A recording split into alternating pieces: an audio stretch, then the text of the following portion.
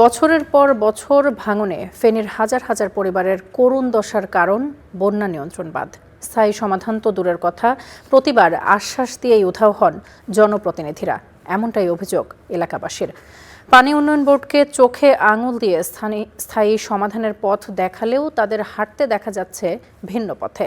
2017 সাল থেকে 2025 সাল পর্যন্ত শুধুমাত্র মেরামত খরচই 50 কোটি টাকার বেশি। তবু প্রতি বছর বন্যা, প্রতি বছরই ভাঙন।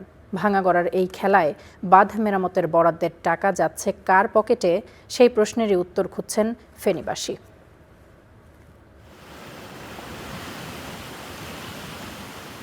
মুহুরী নদীর বন্যা নিয়ন্ত্রণ বাঁধ ভেঙে হু হু করে লোকালয়ে ঢুকছে পানি। রক্ষার বাঁধ যেন নিজেই রাক্ষস। পানির প্রবল তোরে তছনছ চারপাশ, চোখের নিমিষেই বিলীন গ্রামের পর গ্রাম। পানিবন্দী হাজারো মানুষ। পাখির চোখে ফুটে উঠেছে ফেনীর উত্তরের দুই উপজেলা ফুলগাজী ও পরশুরামের শত শত পরিবারের জলে ভেসে থাকার করুণ চিত্র।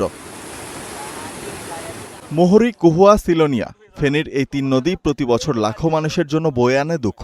পানির এই তোর থেকে রক্ষায় 2011 সালে 155 কোটি টাকা ব্যয়ে নির্মাণ করা হয় 122 কিলোমিটার বন্যা নিয়ন্ত্রণ বাঁধ। তবে মাটির সেই বাঁধই এখন ভাঙনের মূল কারণ। প্রতি বর্ষায় বাঁধ ভেঙে বন্যার কবলে পড়ে পুরো জনপদ। ভোগান্তি ছাড়িয়ে ক্ষতির পরিমাণ পৌঁছে যায় কোটি টাকায়। হিসাব বলছে 2017 সাল থেকে প্রতি বছর ভাঙনের পর বাঁধ মেরামতে খরচ হয়েছে মোটা অঙ্কের টাকা। শুধুমাত্র গেল 8টি অর্থ বছরেই সরকারের খরচ 28 কোটি 60 লাখ 15 হাজার টাকা। তবুও স্থায়ী বাঁধ নির্মাণ হয়নি আজও। ভাঙাগড়ার এই খেলায় মাশুল দিচ্ছে স্থানীয়রা। এরপর 2024 সালের বড় বন্যার পর বল্লামুখ সীমান্তবর্তী বাঁধ নির্মাণে 4টি ঠিকাদারি প্রতিষ্ঠানকে 13 কোটি 88 লাখ টাকার কাজ দেয় পানি উন্নয়ন বোর্ড। তবে নির্ধারিত সময়ের 6 মাস পরও শেষ হয়নি কাজ। এলাকাবাসীর অভিযোগ, ঠিকাদারদের কাউকেই দেখা যায় না মাঠে, বরং কাজ করছে স্থানীয় প্রভাবশালীরা। এতে প্রশ্ন উঠেছে, এত বিপুল অঙ্কের টাকা খরচের পরও কেন বাঁধ টেকানো যাচ্ছে না? স্থানীয়রা দায়ী করেছেন পানি উন্নয়ন বোর্ডের গাফিলতি ও মেরামতের দায়িত্বে থাকা সাফ ঠিকাদারদের। এখানে বেড়িবাঁধের পাশ থেকে মাটি উঠে আবার বেড়িবাঁধে বাঁধতেছে, যেটা অনেক ঝুঁকিপূর্ণ। মাটির টাকা যায় দূর কথা, আপনার ফসল আপনার 1 মাস পরে কাটবো, এরকম ফসল এরা কাটে বেড়িবাঁধ বাঁধছে। এসকেলেটর দিয়ে মাটিগুলো উঠে নিছে, অনেক গভীর করে লেছে, কোনো চাষবাস করা যাবে না। ওরা টাকা পয়সা দেয় না, বালুও নিয়ে গেছে, টাকা দেয় না। সরেজমিনে গিয়েও মিলেছে এই অভিযোগের সত্যতা।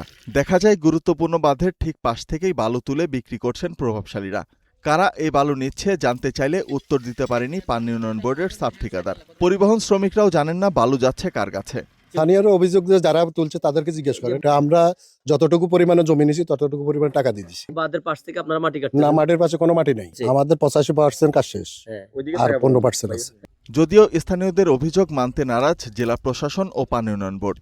আমাদের সাইডে কাজ চলমান থাকলে আমরা প্রতিনিয়ত এই সাইডে যাতায়াত করি। আমাদের ওয়ার্ক অ্যাসিস্ট্যান্ট থাকে, আমরাও যাই আমরা হচ্ছে যে কাজগুলো তদারকি করি। বাঁধের উল্টা দিকে ব্যক্তি মালিকানাধীন কিছু জমি রয়েছে, যেখানে 24-এর বন্যা পরবর্তী সময়ে বিপুল পরিমাণ বালু জমা হয়। সেই বালুগুলোই তারা ট্রাকে করে সরিয়ে নিয়ে যাচ্ছেন, এরকম একটা মতামত আমরা পেয়েছি। প্রকৃত বিষয়টা অনুসন্ধানের জন্য আমি একটা তদন্ত কমিটি গঠন করে দিয়েছি, 4 সদস্য বিশিষ্ট। জেলা প্রশাসনের তথ্য অনুযায়ী 2024 সালের বন্যায় কৃষি, সড়ক, শিক্ষা প্রতিষ্ঠান, ঘরবাড়ি ও ব্যবসা প্রতিষ্ঠানের ক্ষতি 2686 কোটি 20 লাখ টাকা। এতে প্রশ্ন উঠেছে, এত সবের পরও কেন গুরুত্বপূর্ণ এই বাঁধের কাজ নাম সর্বস্ব ঠিকাদারদের হাতে। Desk report, star news.